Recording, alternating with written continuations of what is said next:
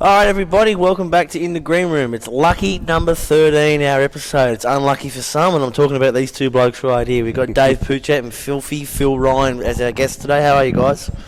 Yeah, very good, thanks. How about you, Phil? Yeah, been prettier. How's the Barry Beef, mate? Yeah, not too bad. We'll get to that in a minute, but I'm also here with my trusty co-host, Justin Puggalese. How are you, Pugger? Yeah, I'm good, mate. How are you?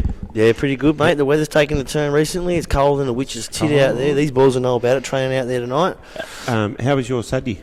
It was a bit eventful. I got rugby league drunk, we'll call it. Big day at the footy. I got rugby league drunk, we'll call it, and passed out quite early, covered in my own stomach contents. Oh, But, really? you know, we've all been there. It's a low point in my life, but we can only go up from here.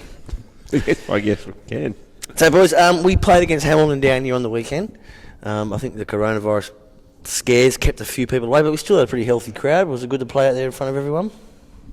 Yeah, it was pretty good. Felt packed. Like everywhere you looked, there was people still. So, yeah. So you played in the game against the Wanderers at the start of the year? Yeah. Was there much of a similarity between the crowds or on the weekend? Yeah, huge similarity. Like electric feel. You can just hear everyone everywhere. Yeah. Could you hear Gilly? I did. That's all I pretty much heard all game. And did you start on the weekend, or you coming off the bench? No, I came off the bench. First game for the Greens. Oh, was it? How was that, mate?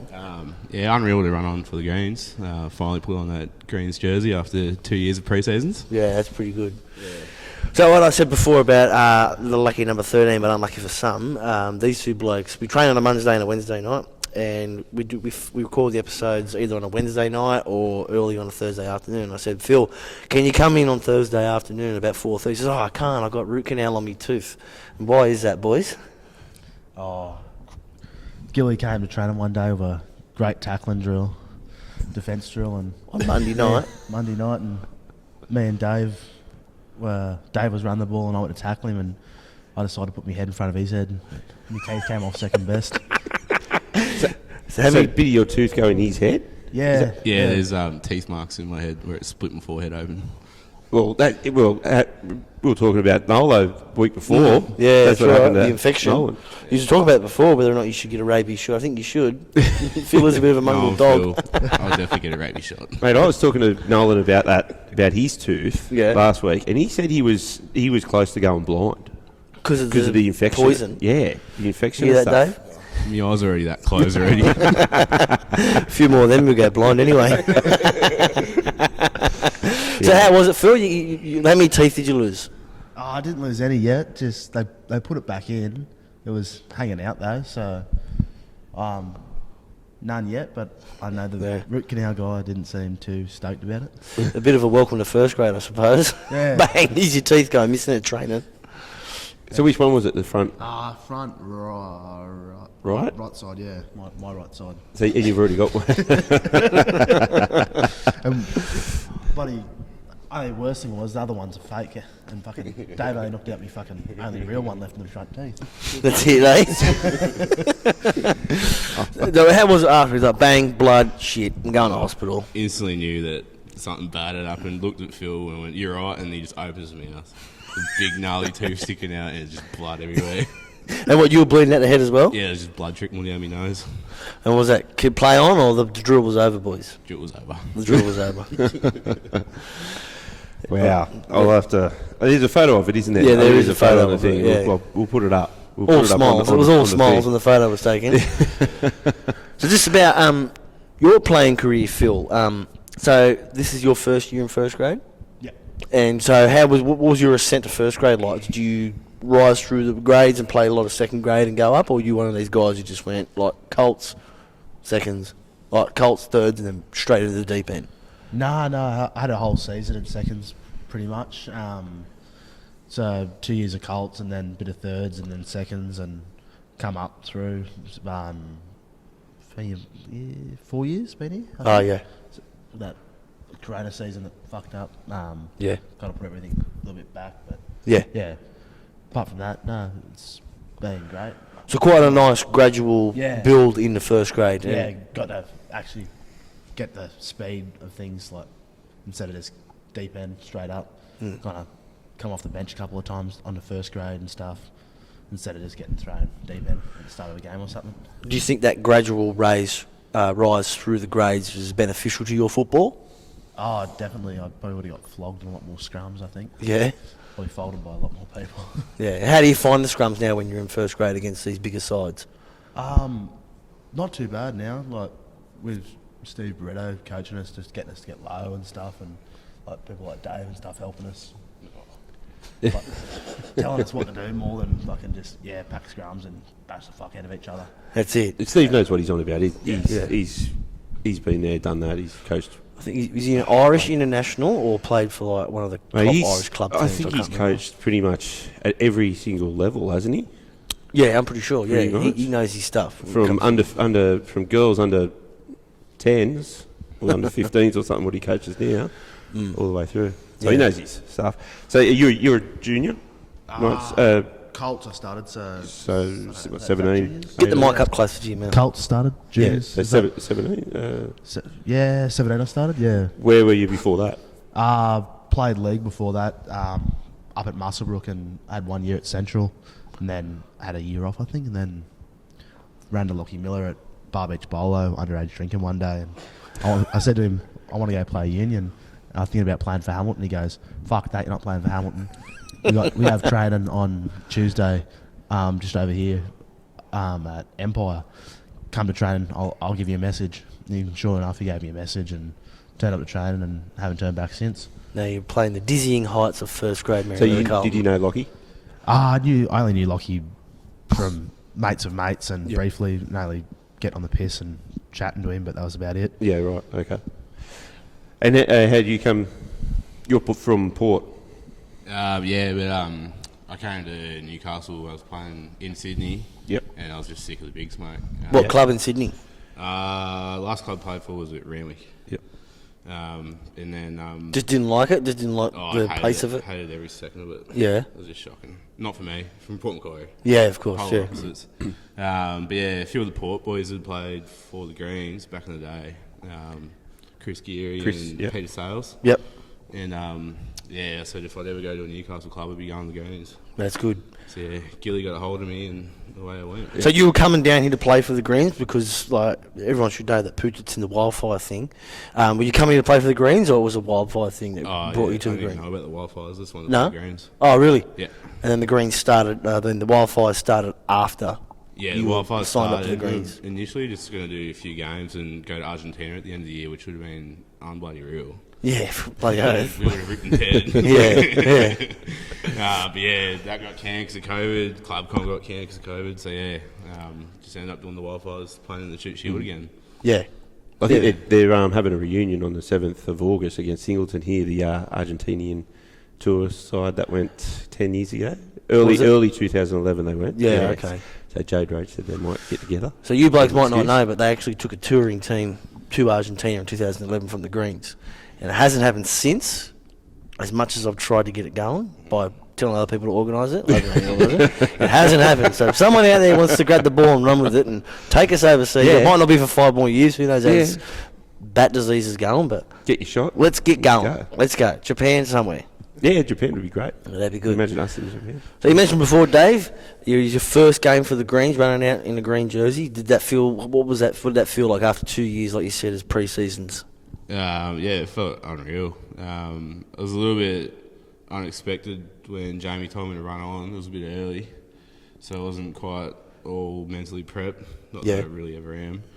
But yeah, just awesome feeling crossing that line and run over to a scrum and then getting put in the wrong position in the scrum and all went downhill from there. But like you said, you train with these guys for 2 years. You've been getting on the piss with them and hanging out with them and everything, but it's sort of like a massive, initiation process, because generally, like I was told on the podcast before, you do your pre-season, you put the jersey on, and then next minute you're one of the boys, but you didn't get to try that for coming up to 2 years. So finally got to play with the boys you've been drinking with and carrying on with. So it must have been a really good feeling to finally don the jersey. Yeah, it was bloody awesome. Yeah. Whenabouts did you come on? How long into the game was it? I can't remember any. I can't remember. 30-minute mark. Oh, was it? Yeah. Yeah, first half still was ridiculous. Yeah, right. Okay. So I can't remember. Yeah, I was slosh as well. I A mate heard of you. mine, Jace Toby, he's losing his vision a bit, so I had to sort of commentate the game for him so he could see really? what was going on. He's like, what's going on now, Jonesy? Oh, well, so-and-so's just got to kick the penalty goal, so...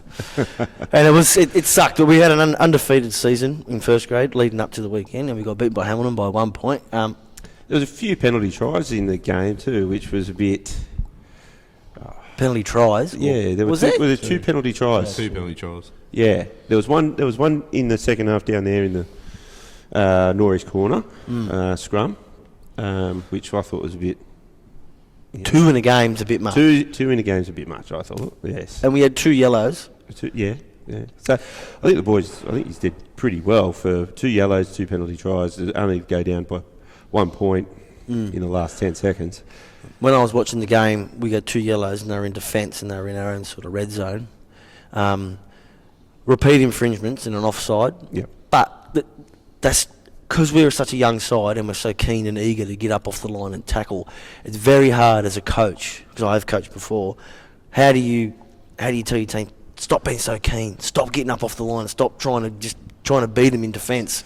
It's a tough sort of grey area where the team relies on that youthfulness and that eagerness and that keenness to beat the opposition, and then they're giving away little penalties in defence. It's sort of like, well, how do you... It's a fine line to sort of cut it. It's sort of a thing where you've got to be very eager but also very relaxed. And disciplined. It's sort of Yeah. a bit of both kind of thing. So in the sheds after the game, so it's been our first loss of the season, I was in there about 15 minutes after, so the mood had obviously changed, but was it quite sombre in there after the game, straight away, Phil? Yeah, it was very quiet. Yeah. No one was talking. Not many happy faces getting around. Yeah. Just especially to be beaten by 1 point at the death of the game. Yeah. Yeah. Yeah, it's quite heartbreaking. Yeah. Tell me about the start of the game, because I was in there for the start of the game for the jersey presentation with the 2011 guys. I filmed it. How was that, listening to Sykesy talk about that whole 2011 team and the whole undefeated season? Because I was looking around, everyone was pretty much just Locked in. Yeah. Yeah, no one looked distracted during that. Everyone was focused about the game and listening to Sykesy and what he had to say, and pumped a lot of the boys up. Everyone was pretty psyched after it, going into the game undefeated especially. So, but not the outcome we were hoping, but hopefully we learn from it. And So besides from the lost tooth and the busted skull, Monday when we come back to training, what was the feeling like? Was everyone up or was everyone down? it was mixed emotions really. Yeah. Like especially because we got such a young side, everyone's doesn't take anything too hard really. Like some boys get over it faster than others, and but it is what it is. It hasn't really stunted the confidence of the club going forward. Everyone's still confident. There's 1 point in the last minutes of the game, so I think that's why everyone's still thinking we're got the confidence and everything. So we've got Wanderers this weekend. At number 2. Yeah, at number 2. Is that our biggest test so far, or was on the weekend? Do we think that was our biggest test, and we can just build off the back of that, or we've got another title wave to tackle on Saturday? Wanderers are a lot more physical side compared to Hamilton. I think that'll be our biggest test so far. Since that game here, which taking to the crowd was huge. It was massive. It was probably 80% green. Yeah, it would have been. They haven't lost. I think they may have drawn, or have they drawn one? But they haven't lost since. They've been going pretty well, and they've got some good. They've had a few positional changes. They've got a bloke. Simo's gone to 10, and they've got this new fullback. I think he play for the Wildfires at some stage. What's his name? Mate, I wouldn't have a clue. Something Cole? Well, hoping you know his name. It's your team, mate. Hayden Cole. Is that it? That's yeah, it? he played for us for the Wildfires last year. Oh, did he? Yeah, Straight right. From Parramatta 2 Blues. Yeah, right, okay. And he didn't want to do the Wildfires again. He's found his way to the Wanderers. Yeah. So I think it's going to be a lot more physical over there, especially too, with... And I'm anticipating a wet track. Does that lay into their hands or our hands, Phil? I think we play similar footy. We defend very similar as well. So I think it's going to be a grind all day. So Looking forward to it. looking forward to. Are you playing? Yeah, So would you just mouth guard and just play? yeah. I got to get a mouth guard made. So yeah, not. Take the tooth out? Fucking, I wish I just pulled it out now. It'd be easier. Yeah. Should got a gold tooth. And so you're playing as well, Dave? Yep. Can't Not wait. too sure where I'm playing yet, but yeah. What, 5'8"? Yeah. I'll always put my hand up for 5'8". No, Lockie Miller might be out, so might be filling at 6, which is very exciting. And you've played there before? Yeah, played there a bit for the Wildfires this year. You don't jump in the line outside, do you? Oh, I'll try to. They lift him. So what's wrong with Lockie? I think it's his ankle. His ankle? Yeah, he's hasn't trained all week, so Yep. not too sure what's happening with that. Any other injuries from Saturday? At all? Rouse has got a sore leg. That's all I know about. But he was training Monday, so he might have done that on Monday. Everyone else is pretty fine, I think, apart from Yep. Lockie. I have to say, you guys like young side, inexperienced side, you lost about 6 or 7 players in the first couple of rounds, and you guys are just built off the back of that. You know, quite impressive what you guys have achieved so far. Yeah. It's just we're in the middle of the year. We just need to start, building towards the back end of the year, and next week I think it's going to be our biggest test. I think we've got the side to do it because everyone said, no, they're not going to win, they're not going to win. But I'm starting to think these guys can beat anyone. I think we say it pretty much nearly every week on the podcast that, the injuries we had, Yeah. throughout the year, all the first graders, Willie Frost is out. Is he gone for the season? I'm not too sure. He's in a leg brace still, so I Yeah. can't see him coming He back. keeps bloody changing when he reckons he'll come back. Depends on which race meet it's on, mate. If there's Yeah. a big race meet on the Saturday, he'll take an extra week. Trust me. But we say it every week, and I said after Saturday's game, they had a few wildfires come back. We were down 14 men for 20 minutes, 2 penalty tries, some tough calls went against yous. That sort of gave them a lot of momentum, got them back into the game. And I said to a few people, lose by 1, we've still got the team to do it. We've still got Yeah, we've got the cattle to do it for Yeah. sure. yeah. Yeah. I mean, it's So still we'll still win it. I reckon. I'm still that confident. Yeah. So am I. Are you that confident? I don't even remember the first 20 minutes of most games. Yeah, I know. Mate, over there with the 2011 side, geez. Oh, I didn't even go and look. They told me Mick Gill was in a cage by the time he got here. They locked him up. I had to walk him down the stairs at about 6:30. He couldn't. He nearly tipped over the grandstand. Good He was on in him. fine form. He lost his voice by about midway through the second half. You know what else is good to see all the young fellas sitting up on the scoreboard. Yes. Doing the green wave. That was So do you awesome. guys see that when you were out there? Do you guys see all that's going on, sort of like the guys on the scoreboard, 2011 side, screaming, yelling over the fence like madmen? Do you hear all that? Do you see it? Like, I can't really hear or see anything outside of the game except for bloody Gilly. Yeah. I think it might just be because it's a familiar voice. I can hear Gilly or my mother. That's only 2 voices I can ever hear.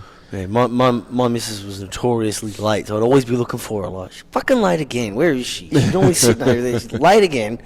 Not here watching me play. You puggies used to watch the crowd? Of course. oh, I'm in the crowd, mate. So yeah. No, when you play. Oh no, not really. But you can hear people. You do when you're out there, you hear people yelling, especially if they yell your name or if they're just one and they're constant. If it's every now and then, you probably don't realise it. But if they're constantly just yelling from the first kick off right to through. the end, Yeah. you just go, you know. And we can't gloss over it either. Chris Hollywood Bennett playing his 300th game. Yes. I think the club did the right thing by him. If you got the guard of honour, you got a good speech made about him up in here in the club. Yeah. You got the pewter. It's a massive achievement to play 300 Scored a games. try. Scored a try. Nearly tripped over. Nearly tripped over. He went well. Forgot his ferrets. But yeah, massive achievement. Congratulations to Hollywood. So that's good stuff. Tell me, what's you played for the Port Pirates? Yeah, the Pirates. You played with Geary, didn't you? Did you Yeah, play with Geary? yeah, played many So years with Geary. Chris was here on Saturday. Yeah, he here was. watching? Managed to catch him just before the warm-up. You did, yeah, sweet.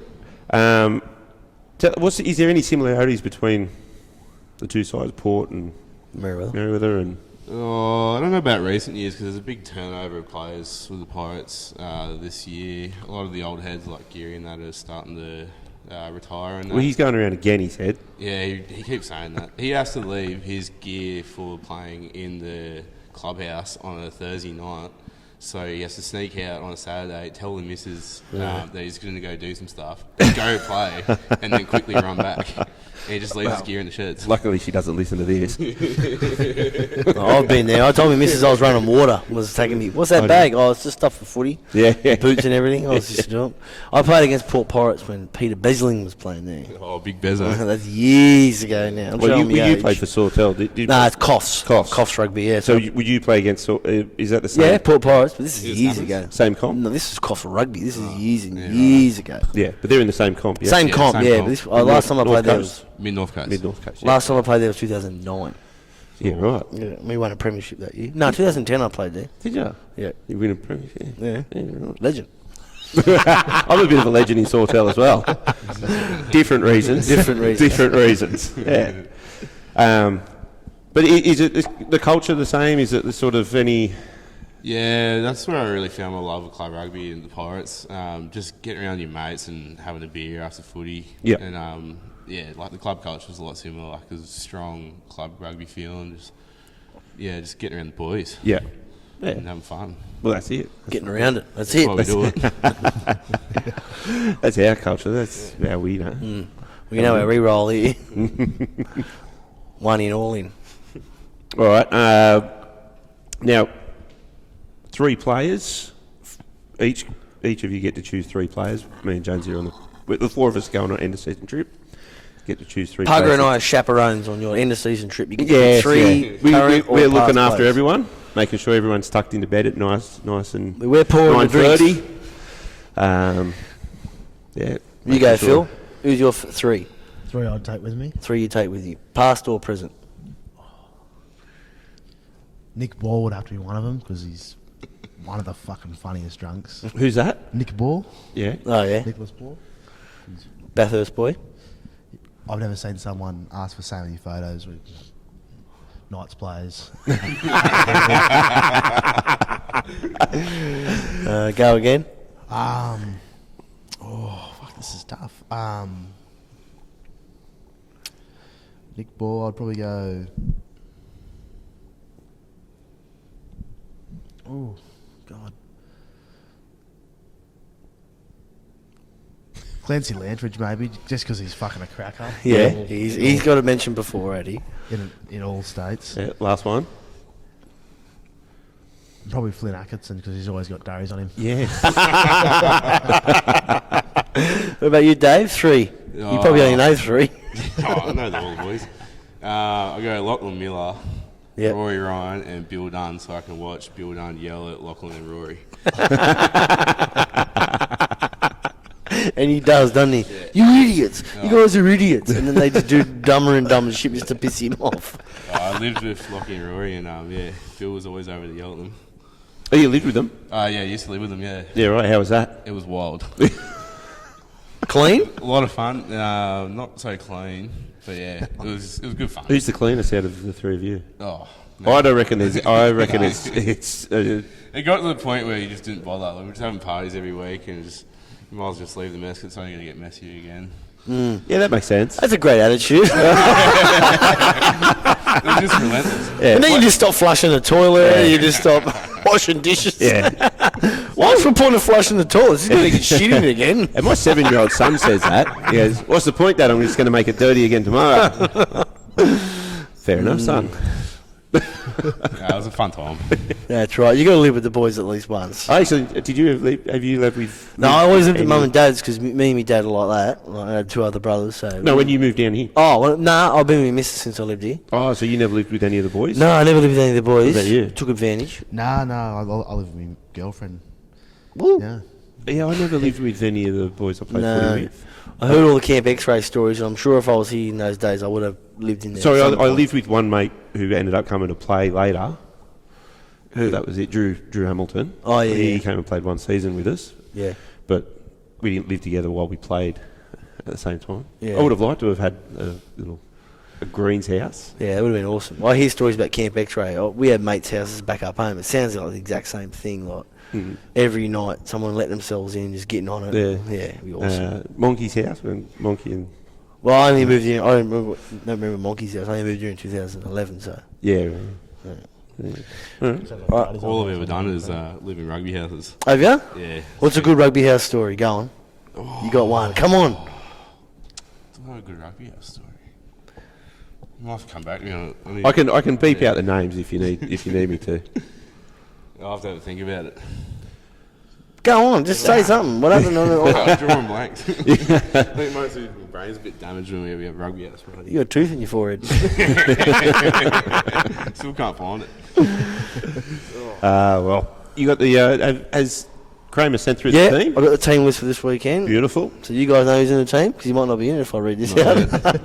So Phil Ryan, the Toothless Wonder, and at number 1. Brad Lauder at number 2. Zach McGuinness at number 3. Luke Corrigan at number 4. Brendan Jackson at number 5. Now Lachlan Miller at number 6, but you were saying he might have a dud ankle. So possibly Puchert here. Darcy at number 7. Lockie Milton at number 8. Eli and Bridie in the halves. Tom Smith and Brendan Gibson in the centres. Chicky Sicky Otis and Ethan Thowles on the wing. And Sam Rouse at fullback. I'm assuming Rousey is the captain again this week. Didn't Darcy put on a few big hits?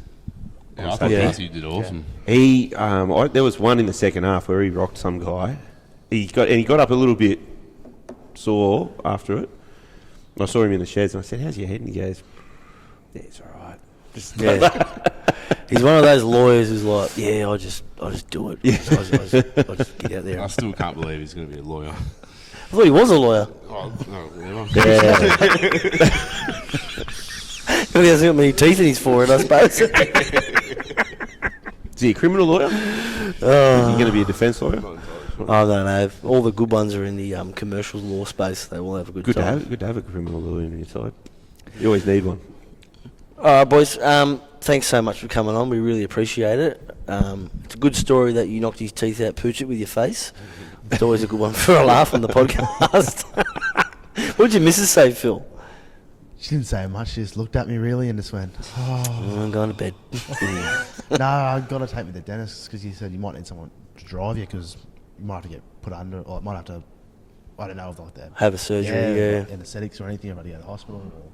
Yeah. So I just got play it safe and got her to drive me, and she was fine with driving me, but God, I got to tell you, she didn't say much. No. I was trying to talk and I couldn't talk properly, so... Tooth flapping. Yeah. So was it fully out? Was it just hanging there just like a... it was... Is when that- it first happened, it was pointing back into my mouth. Ah. And then I kind of... The dentist FaceTimed us and told me to try and put it back in myself. And I couldn't put it back in. Was that COVID or something? Jesus Christ, I hope you didn't charge you for that. And he goes... Just drive it back in, mate. I couldn't put it back in. He goes, I'm at home right now. I'll just make dinner for the kids and I'll come back in and open back up. I'll see if I can get one of the dental assistants to come in and help me. And then he, sure enough, he gave me a text and said, be at Islington Dental at 8:15. So I raced home, had a shower and got myself into Islington Dental, and he put all the anaesthetic in my mouth and I couldn't feel my whole face and my lip was drooping and... Pay a lot of money for that, Merriweather. I